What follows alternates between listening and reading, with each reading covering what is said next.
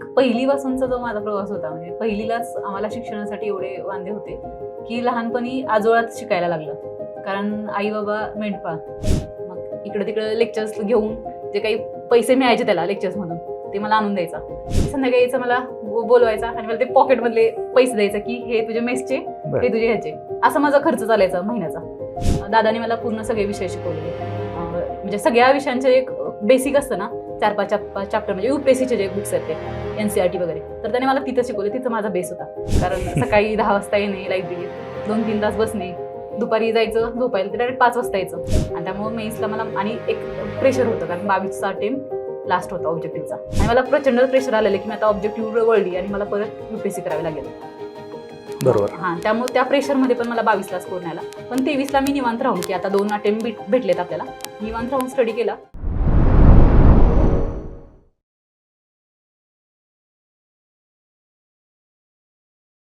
नमस्कार, मी किरण निंबोरे. वास्तव कट्ट्यावरती आपल्या सर्वांचं स्वागत. नुकतीच राज्यसेवा 2023ची निवड यादी लागली आणि त्या निवड यादीमध्ये मुलींमधून दुसऱ्या क्रमांकाने निवड झालेल्या ताई दळस आपल्यासोबत आहेत. मॅडम, आपलं वास्तव कट्ट्यावरती स्वागत. मॅडमला CO क्लास 1 ही पोस्ट मिळेल.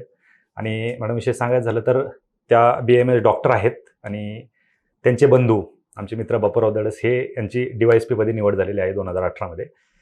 खरं तर कठीण परिस्थितीमध्ये कशा पद्धतीने यांनी शिक्षण घेतलं, कशा पद्धतीने अधिकारी झाले, त्यांचे बंधू असतील किंवा मॅडम असतील, दोघांनी कठीण परिस्थितीमध्ये त्यांचं शिक्षण झालेलं आहे आणि एकंदरीत सगळ्या परिस्थितीमधून ते आज अधिकारीपदी त्यांची निवड झालेली आहे. बापू सरांनी खूप कष्टातून पोस्ट मिळवलेले आहे, तुम्ही त्याच कष्टामधून गेलात. खरं तर तुमच्या दोघांचंही अभिनंदन मी करतो, कारण तुमचं गाव, तुमचा एरिया, ह्या सगळ्या गोष्टी आम्हाला माहिती आहेत. तुम्ही काय स्ट्रगल केलं हे आम्ही माहिती बापू सरांनी आम्ही सोबत अभ्यास देखील केलेला आहे. या सगळ्या गोष्टींमधून अधिकारी होणं सोपी गोष्ट नाही आहे. कारण बरेच अधिकारी असतात किंवा बरेच विद्यार्थी असतात की आपल्या परिस्थितीचा बाऊ करतात, आम्हाला वेळ भेटत नाही, आमची आर्थिक परिस्थिती चांगली नाही आणि क्विट करतात. तुम्ही तसं केलं नाही, तुम्ही डॉक्टर झालात. काय प्रवास होता तुमचा एकंदरीत? सर, म्हणजे लहानपणापासूनच मला एक डॉक्टर व्हायचं होतं. एक पहिलीपासूनचा जो माझा प्रवास होता, म्हणजे पहिलीलाच आम्हाला शिक्षणासाठी एवढे वांदे होते की लहानपणी आजोळात शिकायला लागलं. कारण आई बाबा मेंढपाळ, मग ते मेंढपाळला गाव आमचं मान तालुका, आणि ते चारा वगैरे उपलब्ध नव्हता. 4 महिने फक्त राहायचे, मग बाकीचे 6 महिने आम्ही कुठे शिकणार. म्हणून आई बाबा तिकडे कोरेगाव साईडला जायचे, सातारा कोरेगाव साईडला पाणी असल्यामुळे तिकडे जायचे. आणि मग इकडं बकरी गेले की मग आम्हाला इकडं आजोळी जायचं. म्हणून ते कॉन्स्टंट शिक्षण असावं म्हणून बालवाडीतच मला आजीकडे घातलेलं. मग ते बालवाडीपासून पहिली, म्हणजे झेडपीची शाळा माझी, 1ली ते 7वी तिथं शिक्षण झालं. त्यावेळेस आम्ही दोघं पण आजीपाशी राहत होतो. म्हणजे मी तर 7वी पर्यंत होती आजीपाशी, बापूचं तर शिक्षण 10वी पर्यंत तिथंच झालं, म्हणजे शेवरीमध्येच, म्हणजे आजीसोबत राहून. मग ते शिक्षण कंप्लीट केलं झेडपीतून. तिथंही एक म्हणजे पूर्ण माझा जो स्पॅन होता, पहिलाच नंबर होता 1ली ते 7वी पर्यंत. तिथून मग मी असं, म्हणजे उन्हाळ्याची सुट्टी होती 7वीची, तर त्यावेळेस 8वीला ऍडमिशन मला सेमीला घ्यायचं होतं. कारण इकडं तिकडं ऐकलेलं होतं की सेमीला जायचंय म्हणून. मग मला सेमीला जायचं होतं. घरची आई वगैरे मला गावातल्या, म्हणजे टाकेवाडी गावात ज्यावेळेस आली मी 7वी नंतर, तर ते म्हणायची गावातल्या शाळेतच जा. गावाच्या शाळेला मान्यताही नव्हती आणि सेमीला जायचं होतं, माझं एवढं ठरलेलं. मग मी म्हटलं की नाही, मी नाही जाणार. आणि मी 15 दिवस घरीच बसून होती. 15 नाही, 1-2 महिने, म्हणजे पहिली चाचणी जी असते 8वीची, तोपर्यंत घरीच. मी जाणारच नाही म्हणून हट्टावर. मला शाळेत नाही घातलं तरी चालेल, पण मला सेमीलाच जायचंय. हां, मग शेवटी थकले म्हणजे घरचे. मग पप्पा मला घेऊन गेले दहिवडीच्या, म्हणजे तालुक्याच्या शाळेला, कन्या शाळा म्हणून आहे, परशुराम महादेव शिंदे विद्यालय आणि दहिवडी असं नाव आहे तिचं. तर मग पहिल्या चाचणीच्या आधी मी प्रवेश घेतला तिथं सेमीला. तर तिथले मी गेली आणि चाचणी 8 दिवसांनी. मला पहिल्या चाचणीतच मला 20 पैकी 4 मार्क पडले.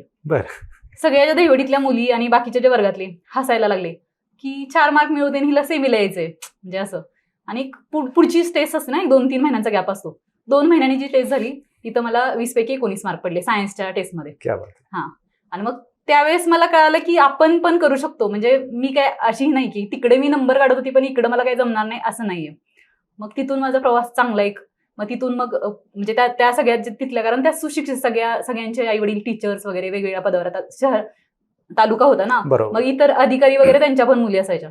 मग त्यांच्यासोबत कॉम्पिट करणं सुरू. मग 8वी 9वी 10वी 3रा नंबर काढला मी, कारण मला पहिला यायला भेटायचंच नाही. आणि ते माझ्या कायम खंत राहायचं की माझा पहिला नाही आला. मग म्हणजे गावाकडे असताना पहिला यायचा, हा इकडे येत नव्हता. हा इकडे येत नव्हता कन्या शाळेत. तिसरा असायचा कायम माझा. बरं. 8वी ते 10वी पर्यंत तिसराच आला. मग म्हटलं नाही मला काढायचं. मग 10वी पर्यंत 10वीला मला 94% भेटले.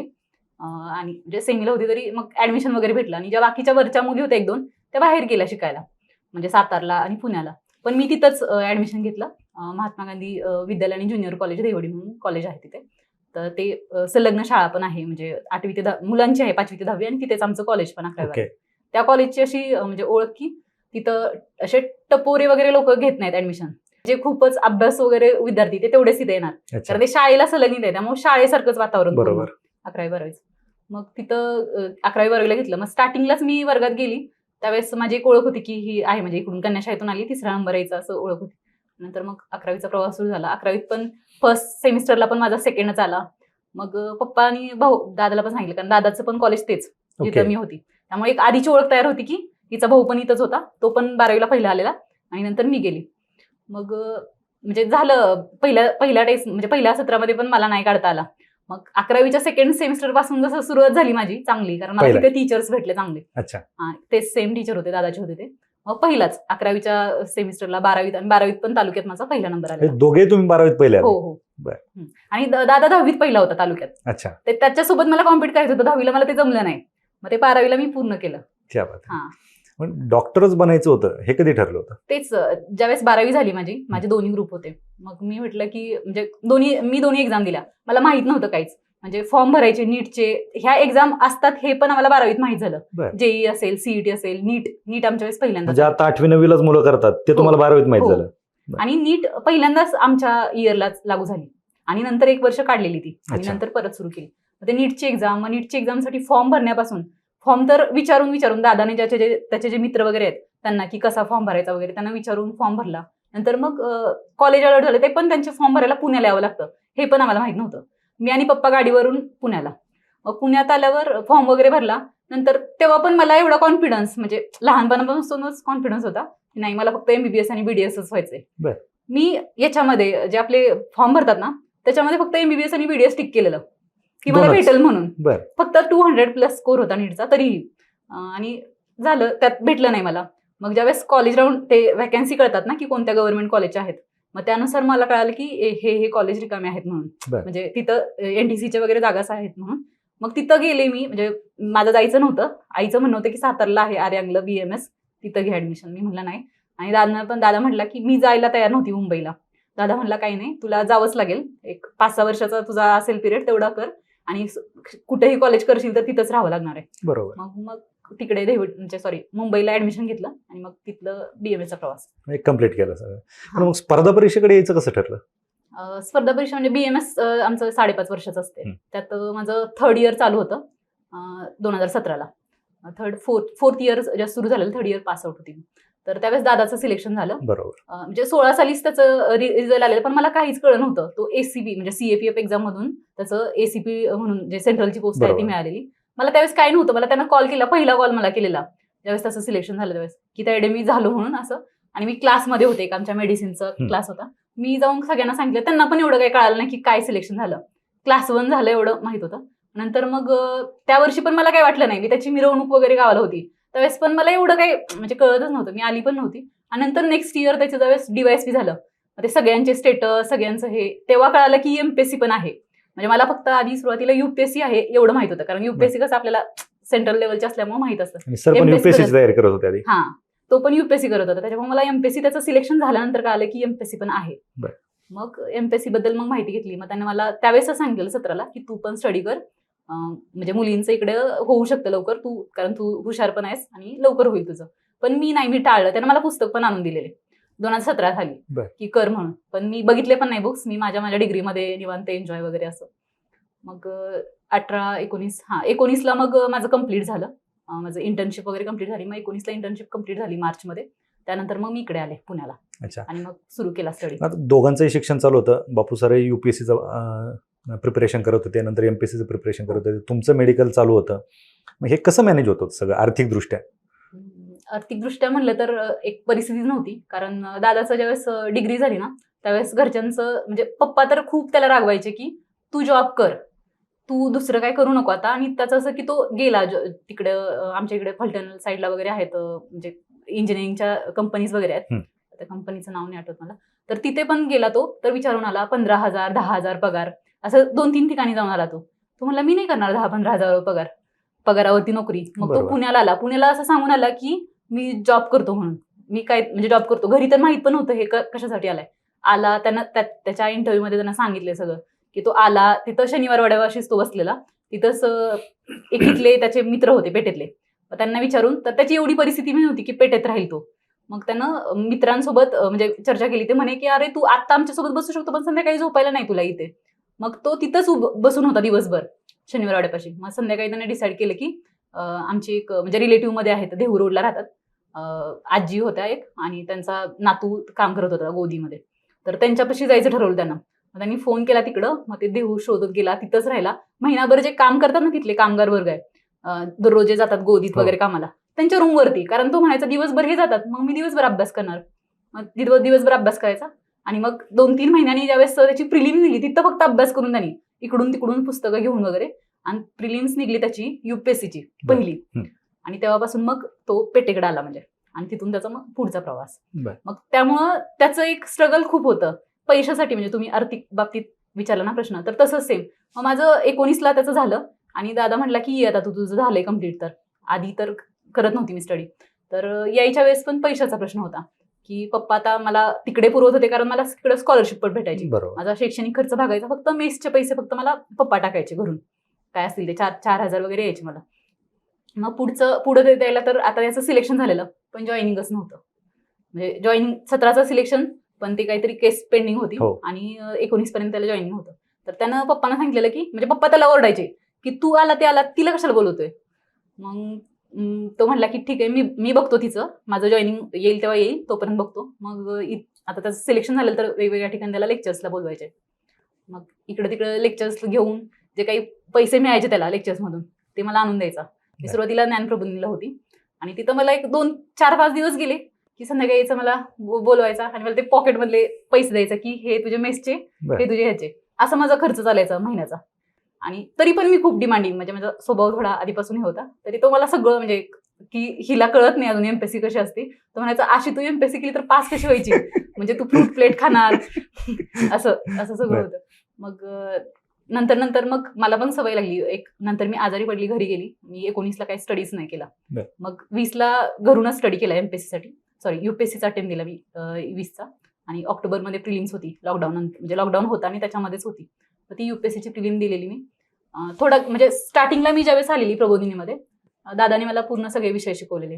म्हणजे सगळ्या विषयांचे एक बेसिक असतं ना, 4-5 चॅप्टर म्हणजे UPSCचे जे बुक्स आहेत ते NCERT वगैरे, तर त्याने मला तिथं शिकवले. तिथं माझा बेस होता. म्हणजे त्याने मला 8च दिवस दररोज 1-1 तास शिकवायचा, पण तिथंच माझा बेस पक्का झालेला. म्हणजे तो जे शिकवायचा ते माझं तिथंच पाठ झालेलं असं. आणि तो 1 महिनाभर जो स्टार्टिंगचा मी अभ्यास केला तो मला आजही आठवतो. आणि मग तिथून तिथं होतं. नंतर मी 4-5 महिने स्टडी केला, पण त्यानंतर मग घरी गेली, लॉकडाऊन वगैरे असं. आणि अटेम्प्ट पण दिला, पण एवढ्या ह्यानं नाही दिला. म्हणजे मी सगळंच करायची, मेन्सचा स्टडी करायची. UPSCचा प्रिलिम्स होती, पण मला वाटायचं की मी मेन्स आधी करून घेते, मग प्रिलिम्स नंतर 5-6 महिने केलं तरी होईल. पण तसं झालं नाही, कारण एक माझं बॅकग्राऊंड पण मेडिकलला 6 वर्ष गेले आणि माझं मॅथ्स मागं पडलेलं.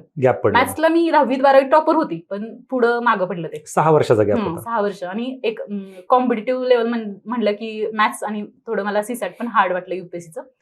म्हणजे मला त्यांना काय सांगितलं, मला त्यांना नाही सांगितलं की तू CSATचा, तू म्हणे तू हुशार आहे, तुझं CSAT क्वालिफाय होईल.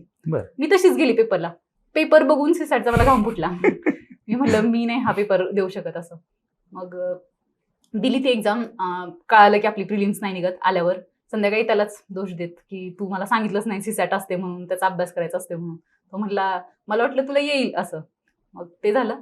आणि नंतर मग आमचे मित्र होते जरा 2-3 जवळचे, जे UPSCचं डिस्कशन करायचं.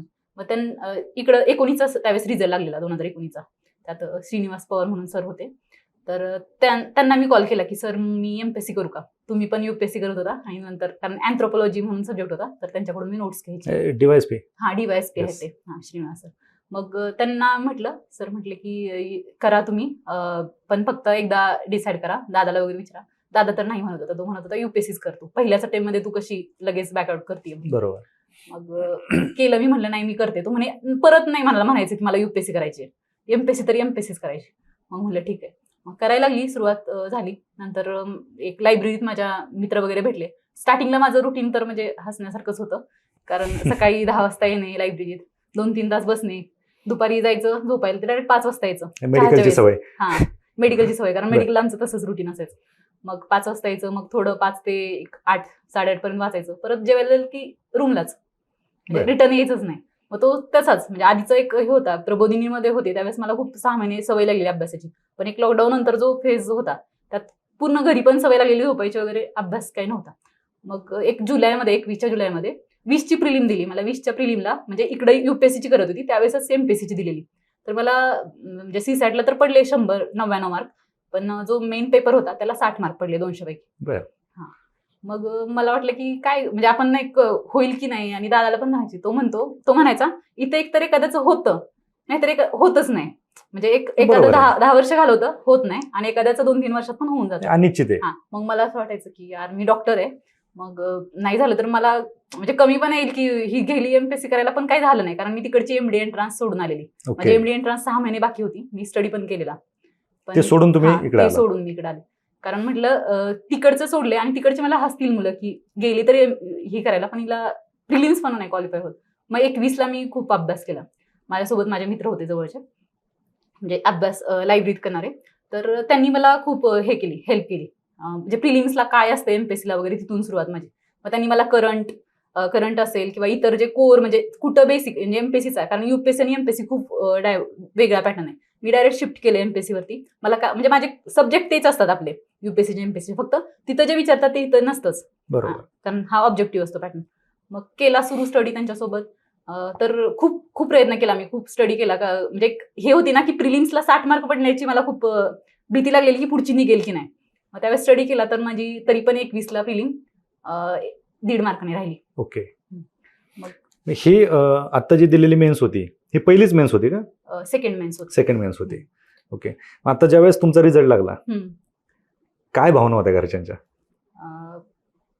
त्यांना, कारण 22लाच त्यांना एक्सपेक्ट होतं, कारण 22ची माझी पहिली मेन्स होती. तिथंही मी क्लासेस वगैरे केले, पण माझा तो स्पॅन तसाच गेला. म्हणजे स्कोर नाही आला, ते निगेटिव्हिटी होती. पण 23ला मी काही म्हणजे एक सेल्फ स्टडी केला. काही दिवस खाटेकर सरांची एक 15-15 दिवसाची HRDची वगैरे बॅच केली. त्याआधी मी 22ला ज्यावेळेस प्रिपरेशन करत होते, त्यावेळेस 22ला अध्ययन म्हणून आता इरा आहे ती, तर त्यांचे क्लासेस केलेले मी फुल टाइम. पण मला ते फर्स्ट टाइम असल्यामुळे मेन्स, आणि ते एवढा आवाका कव्हर नाही झाला. म्हणजे ते क्लास केले मी, पण मला ते प्रोसेस करायला वेळ भेटलाच नाही, आणि त्यामुळे मेन्सला मला आणि एक प्रेशर होतं, कारण 22चा अटेम्प्ट लास्ट होता ऑब्जेक्टिव्हचा. त्यानंतर महिन्याने हे झाले, आणि मला प्रचंड प्रेशर आलेलं की मी आता ऑब्जेक्टिव्ह वळली आणि मला परत युपीएससी करावी लागेल. बरोबर. हा, त्यामुळे त्या प्रेशरमध्ये पण मला 22ला स्कोर नाही आला. पण 23ला मी निवांत राहून, की आता 2 अटेम्प्ट भेटलेत आपल्याला, निवांत राहून स्टडी केला, तर स्कोर चांगला आला. आणि स्कोर आलेला त्यावेळेस माहित होतं की आपलं सिलेक्शन तर फिक्स होणार आहे. पुढचं मला नव्हतं माहित की माझी सेकंड रँक येईल. हा, कारण ऍडच अशी लहान होती आणि सीओची एकच जागा होती मुलींना, बाकी तर डायरेक्ट ACST आणि BDO जागा होत्या. बरोबर. ज्यावेळेस रिझल्ट म्हणजे तुमची लिस्ट जाहीर झाली, पहिला फोन कोणाला केला? पप्पांना केला. पप्पांना एवढं सांगितलं की झालं सिलेक्शन. त्यांना एक 5-6 महिन्यापासून बॅकग्राऊंड माहित होतं की सिलेक्शन होणार आहे. ओके. पण कल्पना होती. हा, कल्पना होती, कारण एक मला स्कोर जास्त होता, त्यामुळे त्यांना माहित होतं की हिचं सिलेक्शन होईल. कारण दादाने म्हणजे इतर जे फ्रेंड्स वगैरे त्यांना पण विचारलेलं स्कोर कसा आहे वगैरे काय, तर त्यांनी सांगितलेलं की सिलेक्शन तर होईल, त्यामुळे त्यांना माहित होतं. पण ती पोस्ट सांगितली की त्यांना असं सांगायला लागलं मला की माझी वहिनीची बहीण आहे सीओ म्हणून नूतन खाडे, तर तिची पोस्ट माझी झाली, असं पप्पांना सांगितलं मी. मग त्यांना कळलं की हा, हे झालं काय. हा, बरोबर. मग म्हणे ठीक आहे ये, मग उद्या येते का घरी. मग असं झालं. मग भावाला केला फोन, दादाला केला. मग दादाला डायरेक्ट सांगितलं की मी फिमेल मधून दुसरी आहे म्हणून. मग तो म्हणा अरे वा, म्हणजे की तो म्हणला पोस्ट कोणती भेटते, म्हणलं सीओ क्लास भेटेल. मग प्रचंड खुश झाले, म्हणजे वहिनी आणि दादा खूप खुश झाले, आणि नंतर मग दुसऱ्या दिवशी घरी गेले. आता तुम्ही याच्या आधी पण मेन्स दिली होती, तर 1 डिसेंबरला परीक्षा आहे राज्यसेवेची, कदाचित तुम्ही ती देत आली. तर जे काही नवीन विद्यार्थी आहेत, आता बऱ्यापैकी विद्यार्थ्यांचा अभ्यास तर झालेला आहे, कारण परीक्षा 4 वेळा पुढे गेलेली आहे. या 2 महिन्यामध्ये कशा पद्धतीने तुमचा अभ्यास असणार आहे, किंवा विद्यार्थ्यांनी कशा पद्धतीने अभ्यास केला पाहिजे? म्हणजे जे एमपीएससीचं जे परीक्षेचं वातावरण म्हणजे एक नेचर आहे की ऑब्जेक्टिव्ह आहे आणि त्यात पण काही काही सब्जेक्टला म्हणजे आपले 6 विषय असतात प्रिलिमसाठी, करंट आणि बाकीचे 5 असतात. बरोबर. मग त्या प्रत्येक विषयाचं असं आहे की प्रिलिमचे क्वेश्चन कोणतेच फिक्स नसतात की ह्या सिलेबसचा येईल म्हणून. फक्त जे बुक्स आहेत आपले ते बुक्स आपल्याला रेफरन्स बुक सेम आहेत सगळ्यांचे, म्हणजे जे प्रत्येक विषयाचे आहेत त्यातले की काही चॅप्टर प्रिलिम्स असतात, काही चॅप्टर मेन्सला नसतात. मग ते प्रिलिम्स आणि मेन्सचं एक क्लिअर कट आयडिया येते पीवायक्यू वरून आपल्या. आणि ते म्हणजे माझी अशी स्ट्रॅटेजी होती की मी पहिल्यांदाच मेन्सचा अभ्यास केलेला. 21ला माझी प्रिलिम नव्हती निघली ना, त्यावेळेस मी खाटेकर सरांची बॅच केलेली, म्हणजे त्या 6-7 महिन्यात 22ची प्रिलिम व्हायच्या आधी. मग त्या काळातच माझं मेन्सचं असं मला माहित झालेलं की एचआरडीचं हे असते, पॉलिटीचं हे असते असं. मग त्यावेळेस केलेलं आणि त्याचा फायदा तर मेन्सला होतोच, पण प्रिलिमचं कसं की जे आपले पॉलिटी, इकॉनॉमी, जिओग्राफी आणि हिस्ट्री याचा जो कोर सिलेबस आहे तो वाचावा लागतो खूप, आणि त्याचे नोट्स पण पाहिजेत. म्हणजे काही पॉप्युलेशन वगैरे असे काही टॉपिक्स आहेत ते व्यवस्थित करावे लागतात. आणि जर असं आता इन डिटेल सब्जेक्ट तर नाही सांगता येणार आपल्याला इथं, पण मला असं वाटतं की पीवायक्यू बघून स्टडी करावा. सगळेच लोक सांगतात की पीवायक्यू बघून करा, पण पीवायक्यू तुमचे किती हे म्हणजे कुठेही तुम्ही पीवायक्यू बघितला की त्याच्याशी रिलेटेड की तुमचा हा याच्याशी कनेक्ट आहे या सब्जेक्टचा. तेच अनालिसिस प्रत्येक जण सांगतो की पीवायक्यू अनालिसिस केलंच पाहिजे, ते मस्ट. आणि प्रत्येक अनालिसिस कसं करायला पाहिजे तर जे मी तर काय करायची, मी आपले ठोकळ्यामधले जे क्वेश्चन बघायचे, एका चॅप्टरवरचे बघायचे, त्यानंतर मी माझं सोर्स बघायची की यातले हितं किती आहेत, माझ्या पुस्तकात आहेत का. ते माझ्या पुस्तकात असलेले असायचे ते मी मार्क करून ठेवायचे की हे आलेत म्हणून, पण जे नाही आहेत ते पाठ करून ठेवायचे की मला हे नाही आले तर मी हे पाठ केलेलं तरी मला यूज होईल असं. आणि मग त्याचा फायदा मला मेन्सला झाला.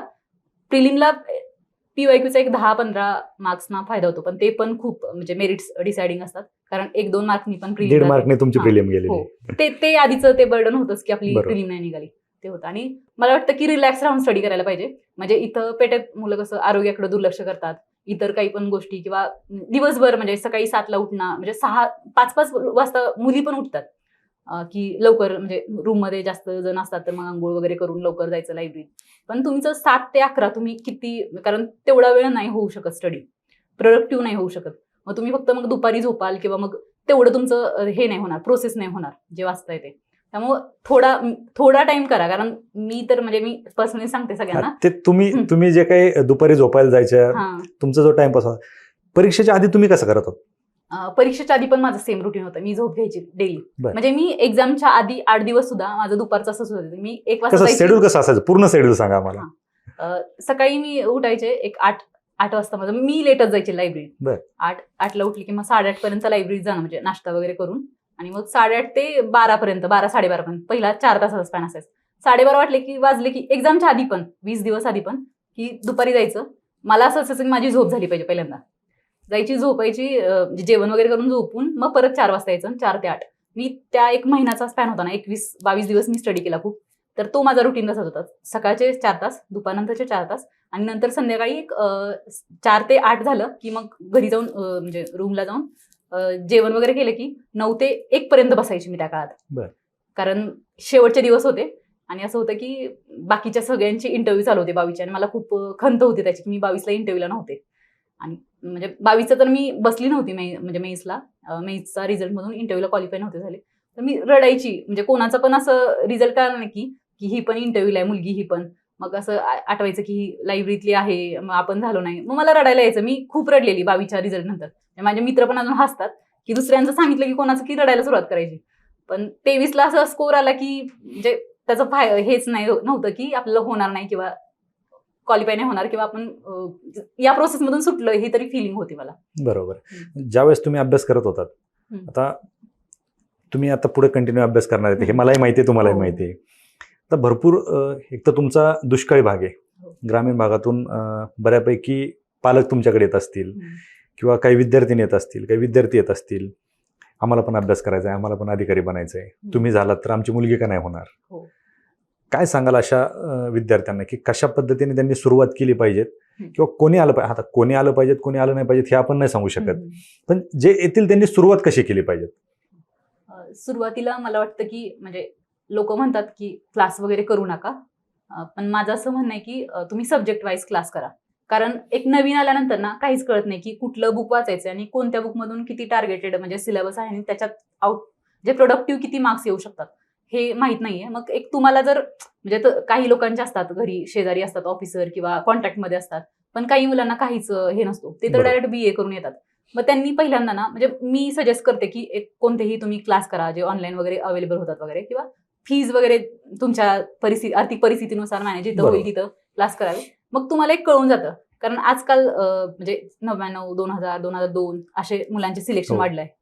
तर ते सिलेक्शन वाढण्याचं कारणच ते आहे, की ते मुलं क्लास करतात आणि डबल त्याच विषयांचे क्लास करतात. मी म्हणत नाही सगळे क्लास करा, पण एकदा क्लास केला ना, की ते तुमचं क्लिअर होतं माइंडसेट, की हे करायचंय आणि एक फिलिंग असते, की आपल्याला ह्याबद्दलचं सगळं माहिती आहे. नुसतं फक्त सरसकट वाचण्यापेक्षा तुम्हाला बॅकग्राऊंड असेल तर मग क्लास केल्यानंतर तुम्ही तुमचा सेल्फ स्टडी करा. कारण तुमच्या क्लासमध्ये तुम्हाला स्ट्रेस देतात ते, की PYQ करा, हे PYQ असे विचारलेले आहेत, आमच्या ह्या पुस्तकातून आलेत. मग तुमचं तिथं लक्ष जास्त जातं. मग ते झाल्यानंतर तुमचं सेल्फ स्टडी करा. सेल्फ स्टडी करताना पण जे म्हणजे तुमच्या ज्या कॉन्टॅक्टमध्ये इथं पण काही कॉन्टॅक्ट तुम्हाला मिळतात, म्हणजे लायब्ररीत पण असतात किंवा इतरही, तर तिथून तुम्ही थोडं विचारून घ्यायला पाहिजे, जे सिलेक्टेड आहेत किंवा ज्यांचा मेन्स वगैरे झालेले आहेत. असं नाही की फक्त सिलेक्टेड लोकांचं, जे करत असतात अभ्यास खूप वर्षांपासून, त्यांच्याकडे पण खूप एक्सपिरियन्स असतो. बरोबर. मला तर तशाच लोकांचा एक्सपिरियन्स कामाला आला. तर त्यांच्याकडून विचारून मग तुम्ही तसा स्टडी करायला पाहिजे. आणि जे तुमचे बुक्स आहेत, एक प्रत्येक सब्जेक्टचं एकच बुक असावं आणि ते पण मल्टिपल रिव्हिजन. म्हणजे माझ्या मेन्सच्या काळात तर माझ्या नोट्स होत्या. म्हणजे मी पॉलिटी पार्ट 2 असेल किंवा कोर पॉलिटी असेल, मी प्रत्येकाच्या ना म्हणजे पॉलिटी पार्ट 2च्या माझ्या फक्त 10 पेजेसच्या नोट होत्या. आणि बरं. त्याच्यासाठी मुलं खूप मोठं म्हणजे एक अध्ययनचं पण पुस्तक आहे आणि बरेच म्हणजे वेगवेगळे सोर्स आहेत, कायदे असतात त्यामध्ये, पार्ट 2चे गव्हर्नन्स वगैरे असतं. तर मग त्यासाठी खूप हे करतात आणि शेवटच्या दिवशी त्याची म्हणजे धांदल उडते की काय वाचायचं म्हणून. तर माझ्या 10 पेजेसमध्ये नोट होत्या. आणि तुमचा सगळा अभ्यास त्या 10 पेजेसमध्ये होत होता. 10 पेजमध्ये. आणि ते 10 पेज म्हणजे माझे अर्धा एक तासात वाचून व्हायचे. आणि ते मी पाठच केलेले पूर्ण, म्हणजे ह्याचे पार्ट 2चे. तर कारण ते तिथं बरेच यांचे जे गव्हर्नन्स मधले जे असतात ना, पॉलिटिक्स म्हणजे पॉलिटिचे रिलेटेड जे काही तज्ञ असतात ना, त्यांचे नावं वगैरे खूप असतात.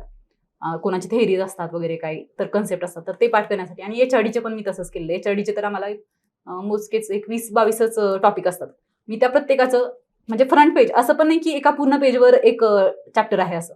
पहिल्या पेजवर एक चॅप्टर घेतला, वुमन रिलेटेड पहिल्या पेजेसवर नोट काढले, की पाठीमागं चाइल्ड रिलेटेड. बरं. म्हणजे असे मी 20चे 10 पानामध्ये HRDचे नोट्स काढलेले. आणि ते मी पूर्ण उतरवायचे, म्हणजे त्याच्याशी रिलेटेड स्कीम, त्याचं नाव, इयर आणि जे इन्फॉर्मेशन असेल, आणि तेच मी पाठ करायचे. बाकीच्यांना काही कळत नव्हतं माझ्या नोट्समधलं. मी खूप नाजूक आणि म्हणजे खूप लहान लिहायचे. आणि त्यामुळे मग ते शेवटी मला की फक्त ते 10 पानं. HRDच्या पेपरला जायच्या आधी आपल्याला किती वेळ भेटतो, म्हणजे दुसऱ्या दिवशी दुपारचा वेळ भेटतो. एक थर्ड डेला असतो राज्यसभेचा पेपर. तर त्या काळात ते रिवाईज व्हायचे. माझं पार्ट 2 आणि पार्ट 3ला माझा स्कोर एक 55-56 मार्क्सनी वाढला मागच्या मेन्सपेक्षा. मी फक्त तिथंच टार्गेट केलेलं. त्यामुळे माझं थोडं फर्स्ट पेपर आणि लँग्वेजकडे थोडं दुर्लक्ष झालं. त्याच्यामध्ये थोडा कमी स्कोर आला. पण ते 2 पेपरमध्ये मला आउटस्टँडिंग स्कोर आल्यामुळे माझं मग ते स्कोर वाढला त्याच्यामध्ये. बरोबर. तुम्ही जर सांगितलं की नोट्स, आता बरेच विद्यार्थी काय करतात, कंटाळा करतात नोट्स काढायला, कारण वेळ जातो. पण त्याच नोट्स तुम्हाला परीक्षेच्या वेळेला कामाला आणि त्या मी 22ला नोट्स काढलेल्या होत्या. ज्यावेळेस माझी मेन्स क्लिअर नव्हती झाली, त्यावेळेस काढलेल्या तर नोट्स होत्या. मी नोट्स चेंज नाही केल्या. जे मला काय भेटायचं नाही, मी तिथंच थोडंसं ऍड करायची किंवा पुस्तकात वगैरे लिहायची. पण त्याच वापरल्या मी जास्त करंट पण ऍड नाही केलं, जे आधीच होतेच. कारण मी ह्यावेळेस ठरवलं की मला होल्ड आला पाहिजे तो जो डाटा आहे तो मागच्या वेळेस मला 22ला होल्ड नव्हता आला. मग 23ला ते केलं मी, की फक्त आपल्याला जे केलंय ते रिवाईज करायचंय. कारण इथं सगळे सांगतात की तुम्ही ज्या शॉर्ट नोट्सचं मॅक्झिमम टाइम्स रिव्हिजन कराल ना, ते तर तुमच्या डोक्यात फिरत असतं, तिथं कोणत्याही क्वेश्चनला कुठेही लागू होतं ते. बरोबर. कारण बरेच विद्यार्थी काय करतात, आम्हाला टॉपरच्या नोट पाहिजेत. कारण आपल्या व्हिडिओच्या कमेंट बॉक्समध्ये देखील कमेंट असतात की मॅडम तुमच्या नोट्स आम्हाला पाहिजेत, सर तुमच्या नोट्स आम्हाला पाहिजेत. हे खरं वर्क करण्यासारखं आहे की तुमच्या नोट्स कोणतरी दुसऱ्याने वाचणं? नाही, मला नाही वाटत. मी कोणाच्या नोट्स नाही वापरल्या. मी म्हणजे पाहिल्या नोट्स कोणाच्या पण ते पाहिले की कळायचं की नाही हे वेगळं आहे, आपल्याला नाही कळणार, कारण ती त्यांच्या भाषेत आहे. आणि त्यामुळं दुसऱ्याच्या नोट्स काढण्यापेक्षा तुम्ही PYQ बघून तुमचा तो डाटा आहे तो फायनल करून तुम्ही तुमच्या नोट्स काढल्या पाहिजे. वेळ जाऊ द्या, महिना. आणि मला जास्त वेळ नव्हता लागला, मला 1-1.5 महिना लागलेला. मी 15-20 दिवसात HRDच्या काढलेल्या, 15-20 दिवसात पॉलिटीच्या काढलेल्या. आणि मी कधी माझं असंच की मला कोणताही चॅप्टर वाचला की मला त्याचे शॉर्ट नोट्स लागतात. मग नंतर मी तो बुक पण पाहत नाही. म्हणजे इकॉनॉमीच्याही मी तशाच नोट्स काढून ठेवलेल्या, की 2-3 पुस्तकं घेतली. आपलं देसले आहे, अध्ययनचं पण बुक होतं इकॉनॉमीचं, तर ते. आणि पार्ट 2चं पण देसले आहे. तर ह्या सगळ्या बुक्समधून मी तो चॅप्टर घ्यायचे आणि त्या चॅप्टरमधूनच कोणते क्वेश्चन आहेत ते घेणार आणि त्या चॅप्टरचं तेवढाच लिहून ठेवणार. म्हणजे माझ्याकडं दारिद्र्य, बेरोजगारी, पॉप्युलेशन सगळ्यांचे नोट्स होते. आणि त्या ट्रिक्स आहेत मला, जिथून कुठून ट्रिक्स मिळायच्या ना, तर ते मी ट्रिक्स सहित हे करून ठेवलेलं. त्यामुळे ते शेवटी मला आठवायचं की हे तर झालंय आपल्याला, कारण 5 मिनिटात होतं जर तुमच्या ट्रिक्स, कारण पॉप्युलेशन वगैरे असे सब्जेक्ट आहेत त्याला ट्रिक्स लागतात, दारिद्र्याची पण आकडेवारी वगैरे असते. इकॉनॉमीला मी तसं केलं. आणि बाकी मग पेपर 1ला हिस्ट्रीला थोडं तुमचा हे पाहिजे, म्हणजे कल पाहिजे, कारण हिस्ट्री लोकांना बरेच आवडतच नाही बरोबर. आणि व्हास्ट आहे, म्हणजे सोर्सेस पण जास्त आहेत त्याचे. मग समाधान महाजनवरती माझा तेवढा होल नव्हता, त्याच्यामुळे मला मार्क्स नाही आले. पण समाधान महाजन जे चांगले करतात त्यांना चांगले मार्क्स येतात. म्हणजे ओके, म्हणजे एकंदरीत तुम्ही मुलींमधून दुसऱ्या का आलात हा, ह्याचं हे रहस्य आहे. आणि सर म्हणजे माझा स्कोर मुलींमधून टॉपच आहे. निश्चितच विद्यार्थ्यांनी खरं या गोष्टीचा गांभीर्याने विचार केला पाहिजे, कारण क्वेश्चन पेपर अनालिसिस असेल किंवा नोट्स असतील, कारण नोट्सवरती तुम्ही जो भर दिलाय, कारण परीक्षेच्या शेवटी तुम्हाला ज्यावेळेस पेपरला जायचंय त्यावेळेस त्या नोट्स तुमच्या कामाला येणार आहेत. आपण पाहतो की बरेच विद्यार्थी, आता तुम्ही पण पुण्यामध्ये अभ्यास केलाय, अभ्यास होत नाही, पैसे नाहीत, वेळ पुरत नाही, या सगळ्या गोष्टींची कारणं देत बरेच विद्यार्थी डिप्रेशनमध्ये जातात. तर एकंदरीत ह्या सगळ्या प्रवासामध्ये तुम्हाला कधी असं डिप्रेशन आलं होतं? मला असं माझी आर्थिक परिस्थिती, म्हणजे माझ्या भावाने मला एवढं सपोर्ट केलं की मला आर्थिक परिस्थितीचा काहीच नव्हता आणि फॅमिली सपोर्ट खूप जास्त होता. म्हणजे माझे पप्पा एवढे म्हणजे एन्थुझिएस्टिक आहेत त्या बाबतीत की त्यांचं असं की तू कर, म्हणजे तुझं होणार आहे, कारण त्यांना एक लहानपणापासून बघायचे ना, ते मला म्हणायचे की त्यांना काही माहित नव्हतं, तू फक्त पहिला नंबर काढ, एवढंच त्यांचं वाक्य असायचं. आणि आता ज्यावेळेस दुसरा आला तेव्हा ते म्हणतात, मी तुला म्हणत होतो ना लहानपणापासून, त्याचा फायदा झाला, तू दुसरा नंबर काढला, म्हणजे तू एक लिस्ट मध्ये खाली राहण्यापेक्षा एक नंबर मध्ये तरी आली असं.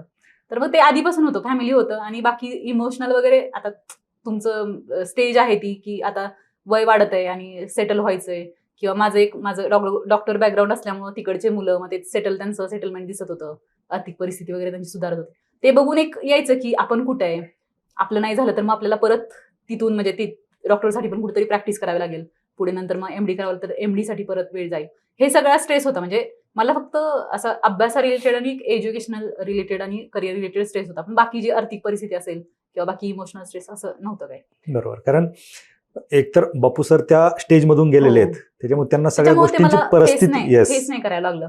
बरोबर, त्याच्यामुळेच, कारण एक तोच इन्स्पिरेशन होता माझं लहानपणापासून, मी त्यालाच फॉलो केले, त्याचा आलाय ना नंबर, मी करणार फॉलो, म्हणजे त्याचं. आणि आता ह्यावेळेस पण मला याची खुशी झाली की मी त्याच्यापर्यंत पोहोचू शकली. बरोबर, तो तिथं आहे म्हणून मी इथं आहे, असं आहे ते. नाही, मला तुम्हालाही आणि प्रेक्षकांनाही सांगायला हे आवडेल की वास्तव कट्टा ज्यावेळेस सुरू झाला, वास्तव कट्ट्यावरती पहिला व्हिडिओ हा बापूराव दडस यांचा आहे आणि पहिला इंटरव्ह्यू देखील त्यांचा आहे ॲज अ DYSP म्हणून. निश्चितच खरं तर तुमचा हा प्रवास खरंच इंटरेस्टिंग होता आणि तुम्ही ज्या गोष्टींवरती मात करत इथपर्यंत आला. ठीक आहे, तुमचा स्पर्धा परीक्षेतला प्रवास सुरळीत झाला, बापू सरांना पोस्ट मिळाली, तिथून पुढे सुरळीत झाला, परंतु तुमच्या कुटुंबाने तुम्हाला डॉक्टर बनवलंय. या सगळ्या परिस्थितीमधून मान खटावची परिस्थिती काय आहे तुम्हाला सगळ्या गोष्टी माहिती आहेत. एकतर आई वडील मेंढपाळ आणि त्याच्यामधून तुम्हाला डॉक्टर बनवणं आणि तसं मुंबईसारख्या ठिकाणी राहणं ही खूप मोठी गोष्ट आहे. तुम्ही निश्चितच तुमचा प्रवास हा सुरू राहील. मला वाटतं तुम्ही UPSCची तयारी करत होता, कंटिन्यू तुम्ही UPSCची तयारी देखील करायला हरकत नाही आता, कारण आता तुम्ही स्टेबल झालात. कारण मेंटली जो काही स्ट्रेस होता तो सगळा गेलेला आहे. तुम्ही वास्तव कट्ट्यावरती आलात आणि बहुमूल्य असं मार्गदर्शन. मला फक्त एक सांगायचं आहे, म्हणजे जे आपले पॅरेंट्स आहेत ना त्यांना, की माझे आई बाबा, म्हणजे आईचं तरी ठीक आहे, म्हणजे आईचं एक पप्पांना धरून सपोर्ट असतो तो, पण पप्पांचं माझ्या लहानपणापासून खूप होतं. म्हणजे त्यांनी मला आणि माझ्या भावाला असं वेगळं काही लेखलं नाही. म्हणजे मी घरी मला असंही, म्हणजे आईच म्हणते की ही दुसरा पोरगाच आहे आमची, म्हणजे मुलगी नाहीये, कारण मला तिने कधीच असं काम नाही लावलं कधी, किंवा तर मला असं म्हणायचं की मुलींना, म्हणजे माझं डॉक्टर होऊनही त्यांना असं वाटत होतं की आता डॉक्टर झाली तर मग लग्न करून द्यायला पाहिजे होतं माझं, किंवा मला प्रेशर आणायला पाहिजे होतं. बरोबर, तर त्यांनी तसं केलं नाही.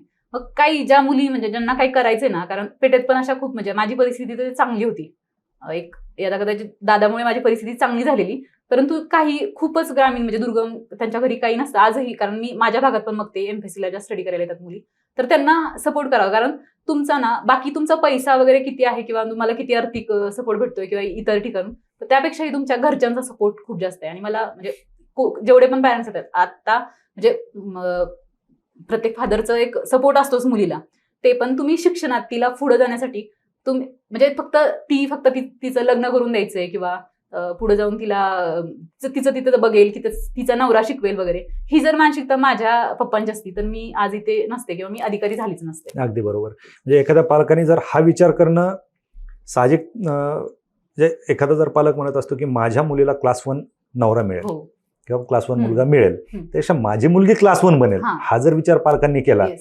तर निश्चित मुली पण बिनधास्त अभ्यास करतील. आणि खरंच मुलाखती शेवटी हा सगळ्यात चांगला सल्ला होता. कारण तुम्ही जसं सांगितलं तसं मुलीचं प्लॅन बी असतो लग्न. म्हणजे मुलींना सांगितलं जातं तुला 3 वर्ष आम्ही देतो, त्यानंतर तुझं लग्न. आणि त्या प्रेशर खालीच त्या अभ्यास करत असतात आणि कदाचित त्याच्यामध्ये देखील यश मिळायला कमी पडत असेल त्यांना. त्यामुळे पालकांनी हा सल्ला गांभीर्याने घेणं गरजेचं आहे.